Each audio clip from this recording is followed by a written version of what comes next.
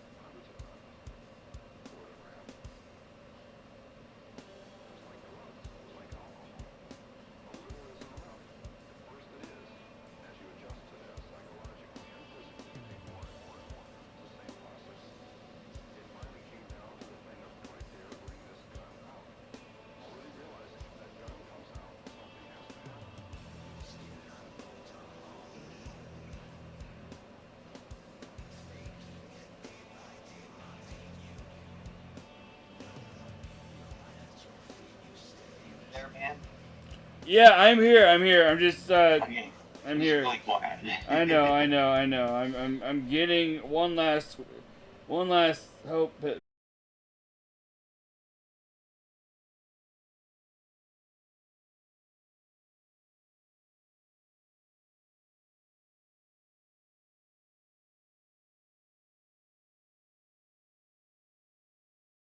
because I know I am. I'm ready to get the ball rolling. So, ladies and gentlemen, we're gonna go live in 5, 4, 3, 2. Fuck it, we're live. Hello, ladies and gentlemen. Welcome to another brand new episode of TightSpot's Lounge with your host Knack Attack and yours truly, TightSpot.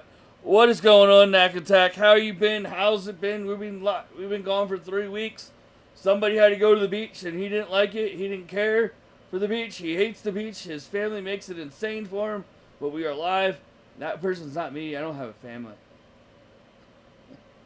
That person's Knack Attack. I'm sorry. I don't even have a fucking job as of today. For anyone who's watching this. Shit. My life's been crazy the past 2 weeks. We lost one of our friends from high school. My wife's back in the hospital. She's taking dialysis. And I lost my job. So, yeah. Thanks, everybody. Thanks for being here. That's my story. But Knack Attack, how have you been? How's your 2 weeks been? 3 weeks. Sorry, we've been away for 3 weeks. It's been alright.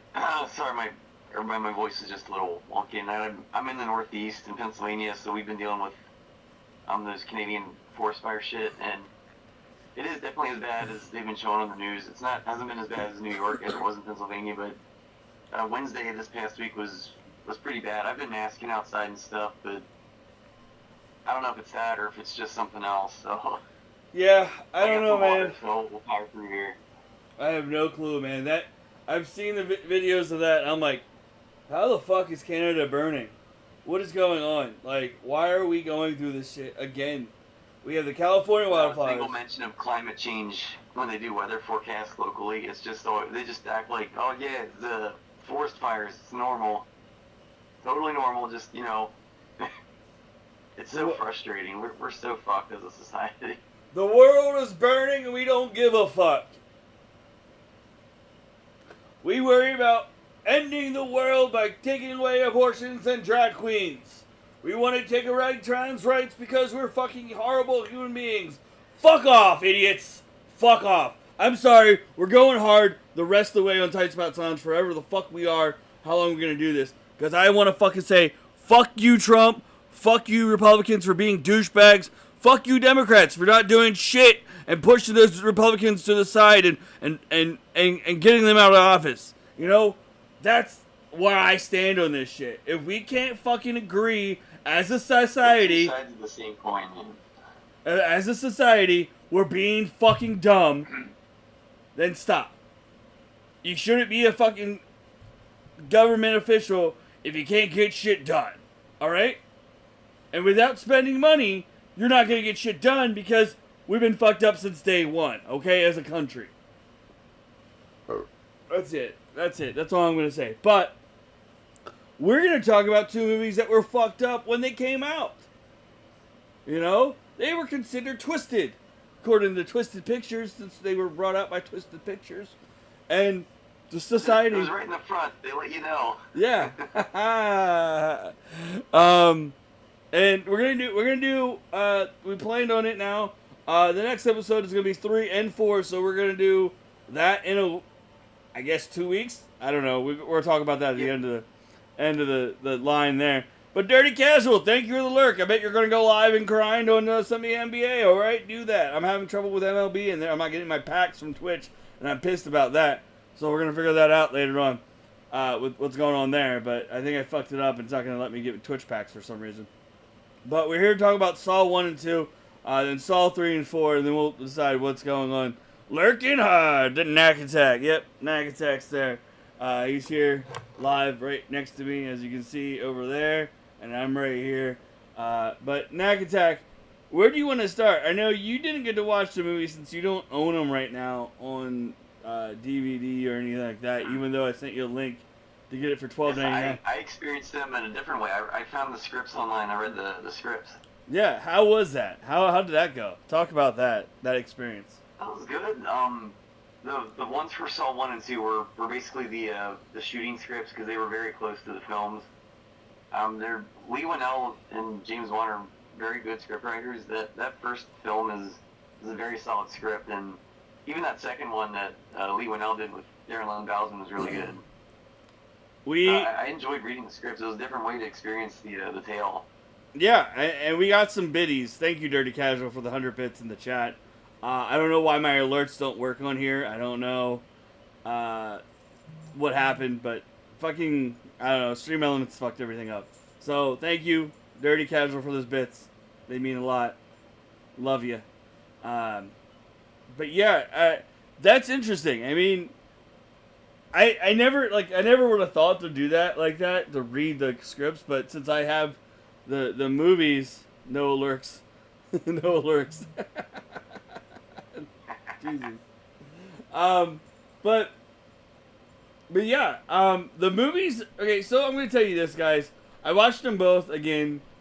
I fell asleep during the second one, even though I like them both, but I've been going through a lot the past couple weeks here in life, and I haven't really watched movies, like sit down and fully watch them. But I watched them all in the past, and I watched them now again in bits and pieces. But like the second one, I feel that the second one is a lot more like better than the first because of the direction it went with the whole the house being like boarded up and everything, and having multiple people like that.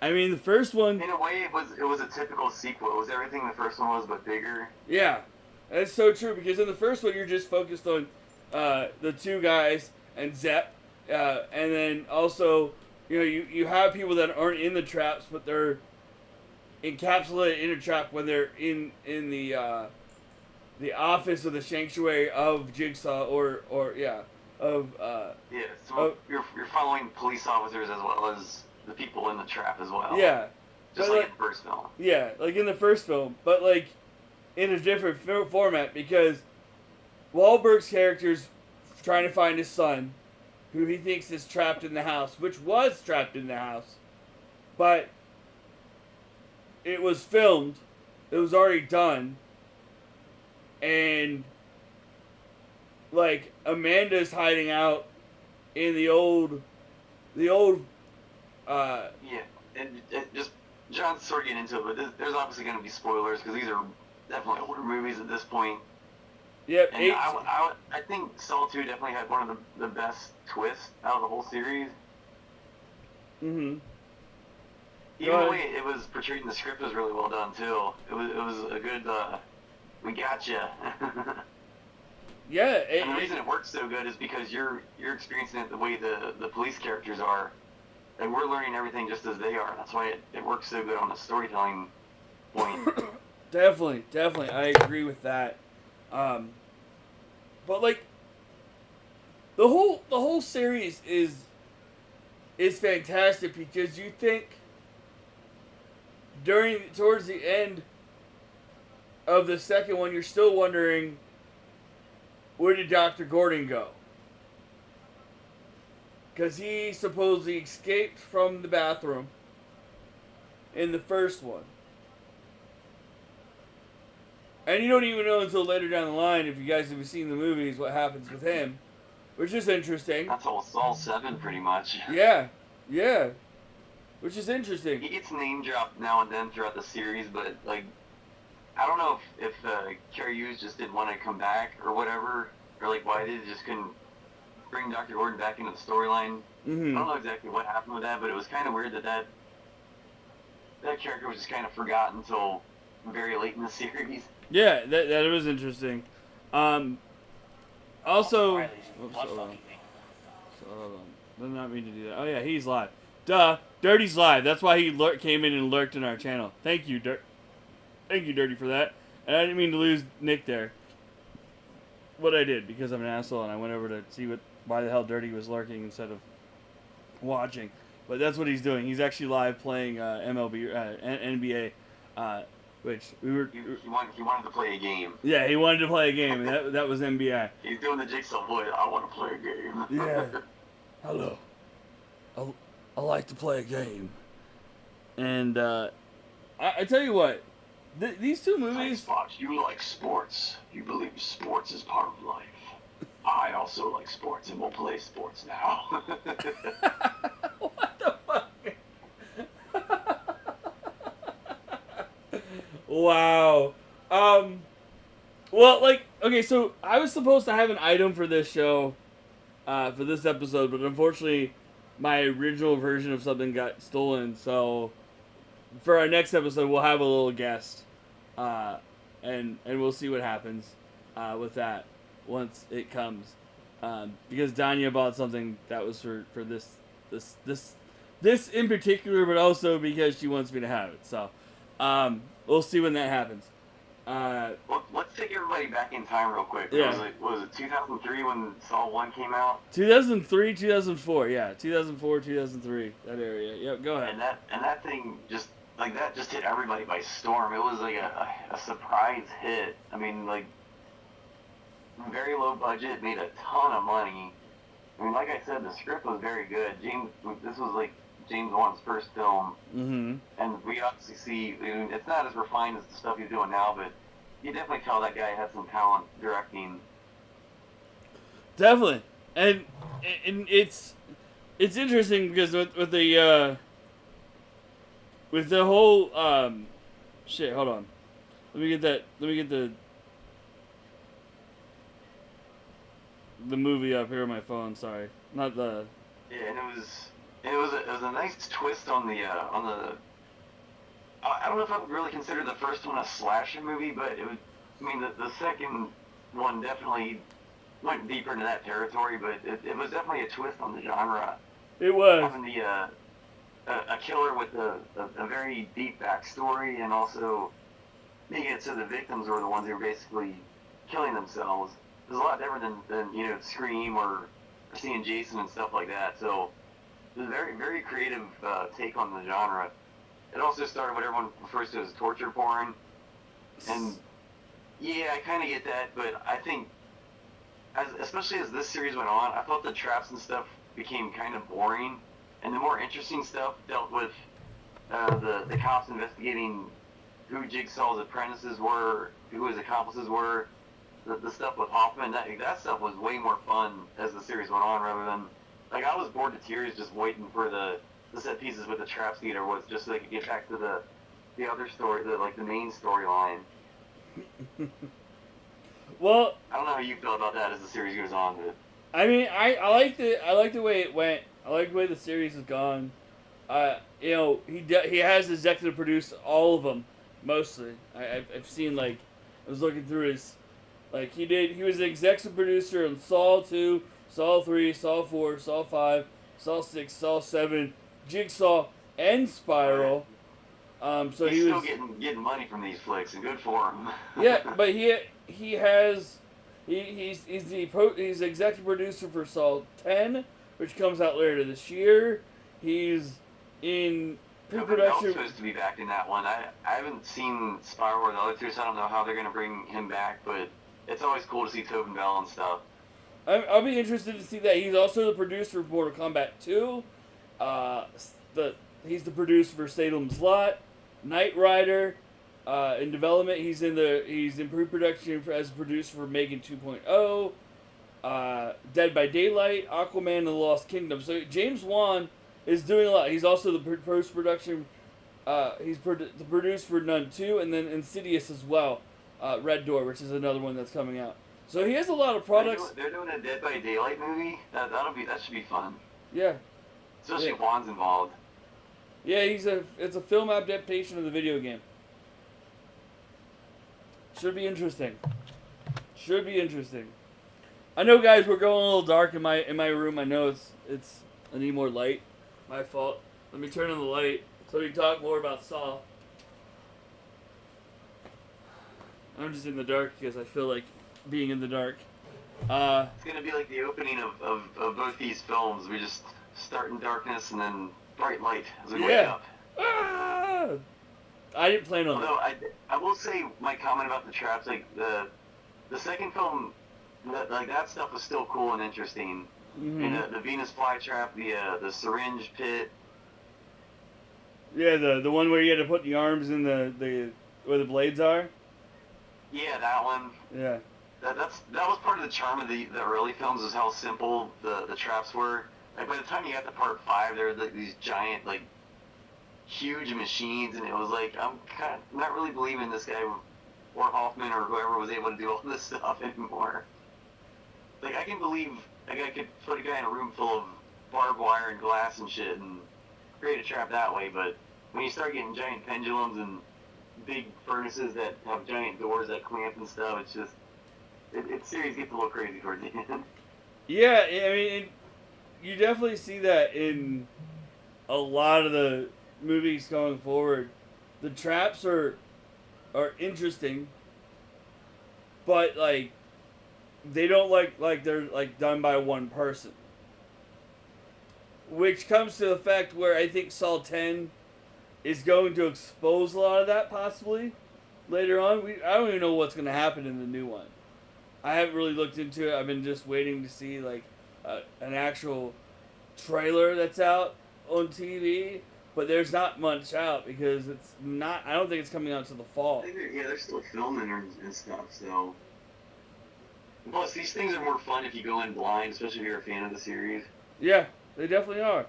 I mean, honestly, a lot of this stuff right now is that is like still beaten down the path of being down the path of getting done and getting worked on, and maybe some script changes are being put on hold because Hollywood's on hold.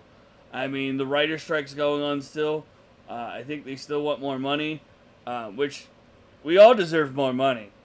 Get down that path. We definitely do. All deserve more money for our work.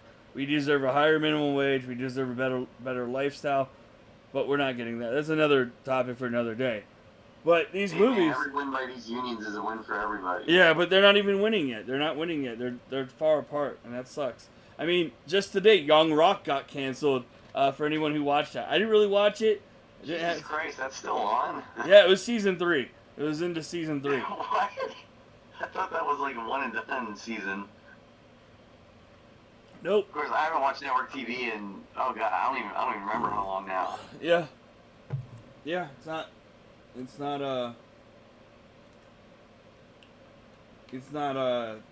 on there yet. It's not on NBC anymore. It got canceled just today. But that's Hollywood. It happens on TV a lot. You know, your favorite shows are shows that you really want to watch get canceled after a couple of seasons, then you forget about them. But before we go any further, also happy Pride Month, guys. To all my friends and family in the LGBTQ plus community. Rest in peace, Iron Sheik. For anyone who forgot about that, R.I.P. Sheik. Well, speaking of deaths, what a better month for Pat Robertson to bite it. That guy can go fuck himself. I'm the 700 Club. Give us your money. Yeah, whatever.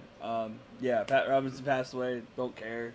And also R.I.P. to our friend from high school, John Hefner. He passed away, unfortunately, the other day. And yeah, life. I mean, like I really wanted to talk more about these movies, and it's like so tough when they're so good, but they're so old. When you're like, not really. They're not so old. They're 18, 19 years old. But like, let's take it back, man. Like I know when Saw 1 came out, like everyone was sort of comparing it to 7, and it is sort of similar, especially in the way Jigsaw kind of operates with the victims. It's somewhat similar to the way movie 7 was, where the victims were correlated with 7 deadly sins. Yep. Great movie. Great movie with Brad Pitt. For anyone who's never seen it. Right, Brad Pitt, am I right? Am I right? Yeah.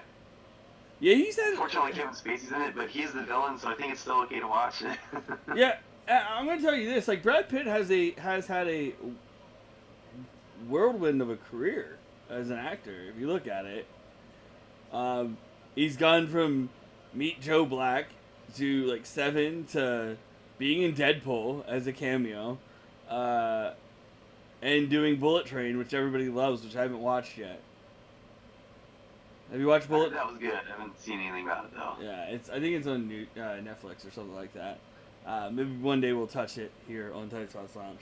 I'm trying to think what else to say about these movies. Like, I've. Well, I can just say like the series, kind of as we know it, really doesn't kick off till part 2. Because I mean, with the way part 1 was, I mean, you could have gone almost anywhere with a sequel. And I like the direction they went, especially kind of making the backstory of Jigsaw and John Kramer and his whole backstory. It was interesting. I mean, there's a lot more depth than what you usually get from the slasher villain. And that whole story of John Kramer, I mean, honestly, down the line we get to where we're like, holy fuck, this is really happening. Like, what, like... Yeah, and I think that's why he's such a compelling villain, is because he's very sympathetic, at least with his backstory. I mean, his motivations are wacko, because, you know, he's a psycho killer, but still, like, his backstory with losing the child and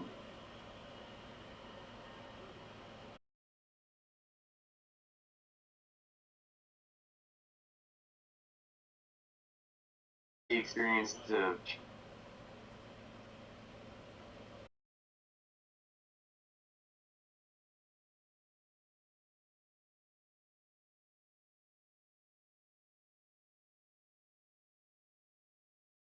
Hold on. Are you still frozen? Oh, there we go. Yeah.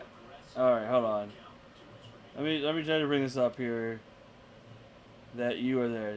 Are you gonna move? There it is. Go ahead, move. You can talk. I think it's gonna work.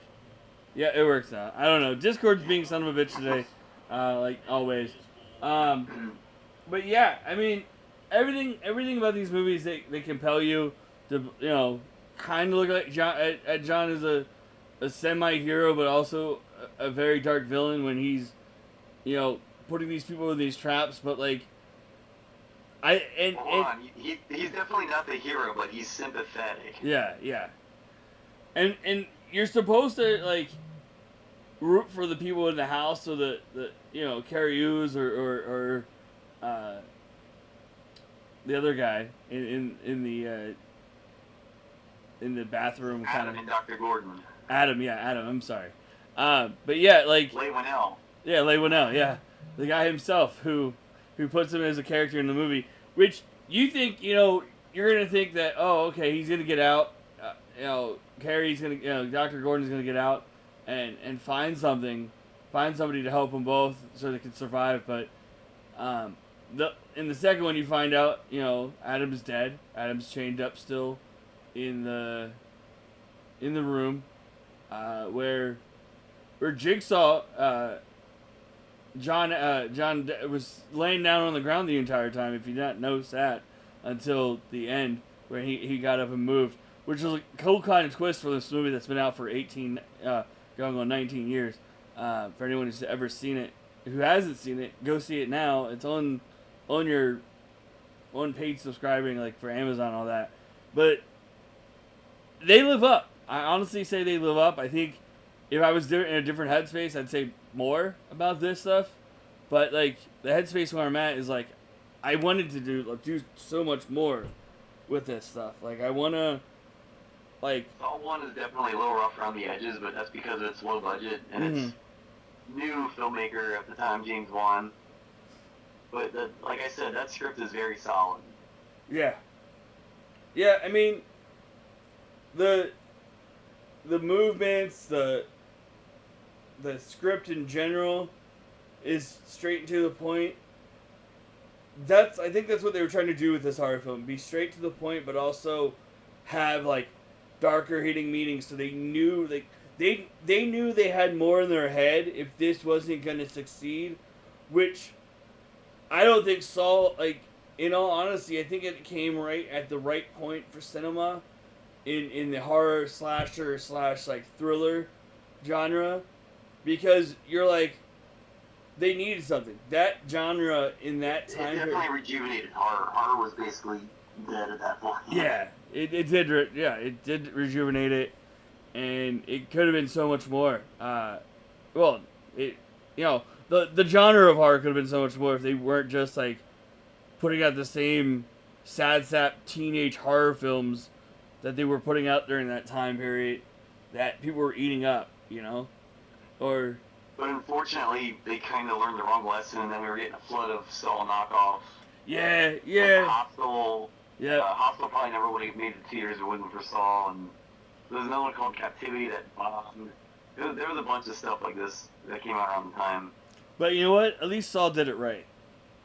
They went a movie way, and they put this one out, and then since the first one was successful, they put a second one out. And then onward to where we are going to be today when it comes out later this year. Okay. In case you don't know, like back when these were coming out, like they were pumping them out year after year after year. I mean, they did the same thing with the Friday the 13th and Freddy films back in the 80s, but it's still very impressive the way, the overarching story of these films. Like in some ways, it feels like they planned it all from the very beginning, but they certainly did not. They were just like, hey, this thing made a ton of money, get another sequel out. Yeah, but they kept on making money, and they till this day. I mean, Spiral made money. That was a different take, definitely on these movies when we get to that point in this. Yeah, don't tell me anything about that one. I want to go into that one first. I want you to watch it. And I want you to enjoy it, because you're gonna look at Samuel L. Jackson and Chris Rock in a different format. I mean, honestly, you've seen Samuel L. Jackson in kind of sort of horror films like Deep Blue Sea. No, not Deep Blue Sea. I forget. Yeah, he was in that. Yeah, he was. Never mind. Yeah, he was killed by a shark. Duh. That's why. I totally forgot. Yeah. Because of Dave Chappelle show did the little skit. I was killed by a shark. A motherfucking shark. But yeah, like. I'm sorry, guys. I keep on getting on side points and getting side distracted on stuff, and we freeze. And I'm going to go back to this real quick. There we are. We're not frozen anymore on my end. I don't know. Internet and shittiness of apps happens to me here. But yeah, so Nakatech. Go ahead. Let's get into Saw 2 a little more now. Yeah, Saw 2. We're focused on a group of people inside of a rundown house. Like, kind of like a haunted house full of obstacles and traps for people to go through. Just like the one guy learned, do not go out do not exit this door. You would have survived. You would have had a part more in the story, but unfortunately, your head got blown off because you tried to exit the house. R.I.P. Gus. Yeah, all right. yeah. It definitely didn't last long. Let me just share that little tidbit I learned about the making of Saw 2. So Saw 1 was a huge surprise hit, and Lionsgate was like nipping at the chomping at the bits. Excuse me, chomping at the bits for a sequel. And at the time, Darren Lynn Bousman had this script for a movie he was wanting to make called The Desperate, and it was essentially about a group of people stuck in a house with traps or something like that. And Lionsgate saw it at the time. They're like, "Hey, we love your script, but we want to turn it into Saw 2." And he was like, "All right, let's do it." And so essentially, like this happens a lot. Like a lot of those Die Hard sequels were also scripts for other standalone action movies, but they were like, "Hey, let's put John McClane in this." So like Saw 2 was that case. Like they wanted something and they had this thing ready to go. So that's why Saw 2 was kind of like Darren Lynn Bousman's baby, because it was from another idea, but they actually went out and helped incorporate it into the Saw universe very well. Because like I said, I feel like Saw 2 is the one that actually jump-started what Saw became. Yeah, I would agree with that. Like, the first one, it was an introductory to what Jigsaw was all about. And then we delved into... Yeah, they didn't know that was going to be a hit. I mean, it was a very self-contained story. Mm-hmm. I mean, yeah, there were some threads left open, but they weren't really intending that to be like a franchise. Yeah, they weren't. And they took it in a direction where you're like, okay, how did this old guy actually do all this? Well, he kind of recruited from within, with Amanda. She was in the first one. By the way, another excellent twist in part 2. Yeah. You didn't see that coming. Like, if you've never watched it, you would have never known that. But if you watched it, then you're like, okay, let me go back and rewatch it. And then you know what's happening anyway because you've already seen it. So yeah, that was a great twist because you thought, okay, all right, they're gonna meet, they're gonna find Amanda. Amanda's gonna do something, but they did it completely differently where the whole house was already done. A done scenario is being played on a tape, and we didn't know that until the end because who would have thought? But like, there were clues, there were hints that John said to Donnie Wahlberg's character about where sit here and talk with me, and you'll find your son in a safe and secure place. Yeah, yeah. And he didn't take that as a hint. And we would have never known that either because you were like, where the fuck is she? Where is he? And then we find out that he's in the safe in the end. So, and that's when Amanda attacks him and locks him up in the room, which we will see in the third one, correct? We see that continuation in the third one, correct? Am I right? Yes. Yes. So, we'll talk more about that later on. Not on this episode, but in our episode in 2 weeks? Is that right? Is that what we're going to do? Yep. In 2 weeks.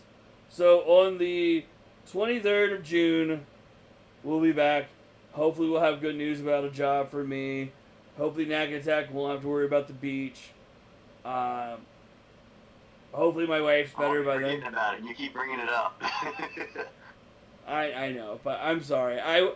Honestly, Nick, I'm happy for you. You kind of have a life that you wanted. I definitely don't have the life that I wanted, but I don't know. We'll get there one way or another to a better life. But I'm enjoying this time that we have here. So let's talk more about Saw 2. What was your most horrifying moment in that cringeworthy moment in that movie that made you like, oh my god, this is terrifying, but this is such good cinema? What part? Was it when the guy was in the burner, or was it when the guy was cutting off the back of his neck? Actually, like I said, I like Saw 2, but it's not perfect, and you gave me a good segue to talk about some issues I have. Like, I hated the Obi death scene with the furnace. Really? I felt like it was kind of stupid. I was like, okay, there were two antidotes in there. Why didn't they just take one and hand it out? Or, like, why didn't they try and block the door before you, like, crawled into the whole thing? It was just, I just thought that one was kind of poorly executed. Well, because they were all selfish. They were all out them for themselves. That's why. I know. Well, just to answer your question, the syringe pit is definitely the most, like, one where I'm just like, ah. That was, like, the most. You hate needles? That was probably the one moment out of the whole franchise where I was just like, no. You hate needles? Yeah, especially when you see a pit of, like, dirty needles and just the thought of being shoved into that and having to dig through it. I just like, nope. Hey, that's the Jersey Shore for you. I'm sorry, Wildwood. But I'll tell you what, like, I thought, like, the most gruesome was the cutting of the neck and the back when he was, like, trying to get the number because no one would help him because he was a big steroid-inducing asshole. That was my opinion on that.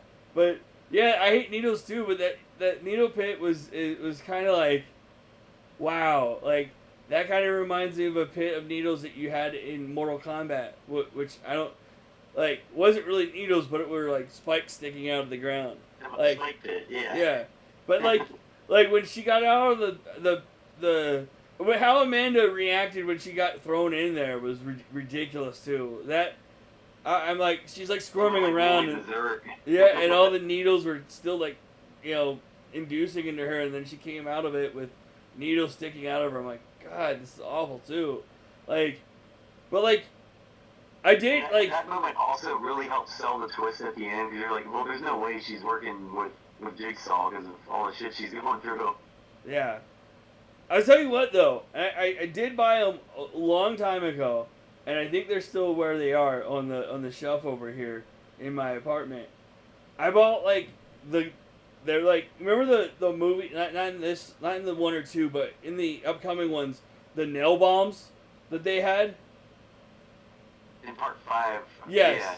Yeah. They actually sold the nails from the movie as the prop nails on eBay. From like a Hollywood thing, like that collects props. Yeah. Yeah, so I have those somewhere in the apartment. Like it's a couple nails, and I was like, that's pretty fucking sweet, Because Saw 5 isn't that one of your favorites, or you hate that one? No, Saw 5 sucks. Okay, Saw 5 sucks in his opinion, and we'll get down the line to see how he reads it, or if he reads the script. That is a fact, sir. That was not an opinion. I have to go back and watch Saw 5.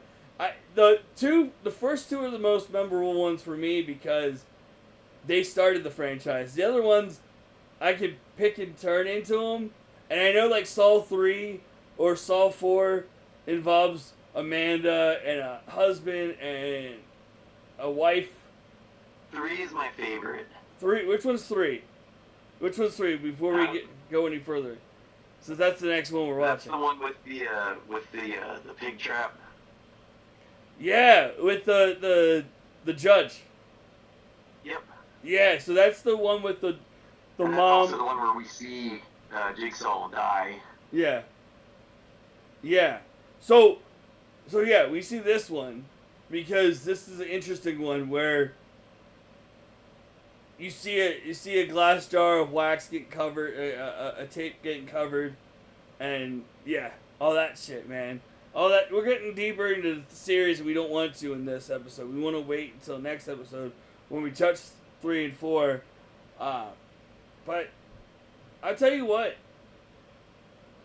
Saw 1, my final ratings of these 2 movies. Alright, here it is. Because I think, you have anything else to say? You have anything else to say, Knack Attack, that you want to pinpoint in these 2 movies? Just they could have gotten rid of the Laura character entirely because she literally did nothing. Laura in the first one? No, in part 2, where she basically just gets sick and dies, and that's all she contributes to the story. Oh yeah, the teenage girl. Literally does nothing. Yeah, and it definitely was like, she dies in the hallway, and it's like, what the fuck, like, she gets sick and dies, like, what, like, she was a weak link, that's why, I think that's why they left her there. Yeah. Well, that's why I said, like, Saw 2 is not perfect. Like, it has its problems, but it's still, like, overall, it's definitely fun to watch. So, let me do this. Because this is kind of a weird situation. If you could, since you love Tobin Bell's off the table for being recasted. If you could recast anybody in these 2 movies, which persons in each of the 2 movies would you recast? I think I would actually recast Cary Elwes because he can be a good actor, but his performance in the first Saw was just a little off. And I know his performance in 7 was terrible, but I don't completely blame him for that. I think it was just part 7 just had a bad script. Okay, so Cary Elwes. That would probably be the one character I would definitely recast. In the whole series? Yeah. Who would you want to have him played by then? It's hard to say because he has such a small role, even though it seems like his character was intended for more. But I don't know. Oh, what's that guy's name? Yeah, sorry, I'm getting a little tired. I'm sorry. We'll wrap this up here shortly. Shit. And anyone who's lurking, thank you so much. Not really around much anymore. I can't. Christian Slater. Yeah, I'll put Christian Slater in that role. Okay. That would be interesting. Why not just Kevin Bacon? Well, that would be awesome. Okay. I don't want Kevin Bacon to die, so I want Kevin Bacon around. I mean, Kevin Bacon like Hoffman, that would be insane. Yeah, dude, that would be yeah. I think if I would have had to recast anyone in the first 2 movies, I'd say Donnie Wahlberg. With Mark Wahlberg. yeah, we could do that. But like, I actually really like Donnie Wahlberg in this series. I'm not a big fan of him, but I think he's pretty awesome in these Saw films. I just think because you chose Cary Hughes, why not choose the other guy that was the main point of the second one to recast? So honestly, my cast would be like, I would change. I think Zepp. I would have changed and made him Steve Buscemi. I think Steve Buscemi would have been a little more menacing. He would have just been a little too recognizable, which would have taken you out of the film. Yeah, true. And that's the point. Like, if you could give Saul a bigger budget, like, kind of like, oh, okay, we have a bigger budget. Let's bring Steve Buscemi as a cameo as this guy named Zepp. You know.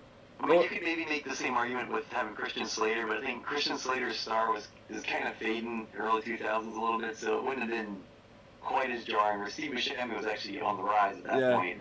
He's still killing it. Herds King, Cave, and Foxan, thank you for coming in, lurking. Dirty Casual, thank you for lurking. We'll be back in 2 weeks, ladies and gentlemen. We're going to wrap it up here with our final rating of the 2 movies, Saw 1 and 2. So, Nag Attack, I'm going to go first on this one. Saw 1, I give a 4 out of 5. Saw 2, 4 out of 5. Knack Attack, your ratings out of 5. I'm kind of doing something similar to you. I'm giving them both 3.5 out of 5. Any reason? They're both very solid, but if you're not really a fan of horror, I don't think there's much you're going to enjoy. But if you're a fan of the genre, I think they're both equally good. I would agree with that. So in 2 weeks, ladies and gentlemen, June 23rd, we'll be back for episode about Saw 3 and 4 for the Summer of Saw, which we began today. We're going to rate out to our good friend Dirty, who was here earlier. He's over there playing some NBA. I'm going to join him probably. If you have not seen Saw 3 and 4, I highly recommend watching those two together, and you will understand why after you see Saw 4. Yes. So we will get into that next time, because I really love what they did with that. So we're going to do this, and then we're going to go watch 5 and 6 probably together, and then 7 and 8, and then Jigsaw and Spiral together maybe. That's probably what we're going to do, since Knack Attack really loves doing... Worked it out. I think 5 might need to be on its own. Okay. Well, we'll see about that. It stinks so bad. We'll see about that, but we're going to go over to Dirty. Love you guys. Thank you for all tuning in. I'll be back here in a little bit on Twitch to play the games. But we're going to go over, rate our boy Dirty. Love y'all.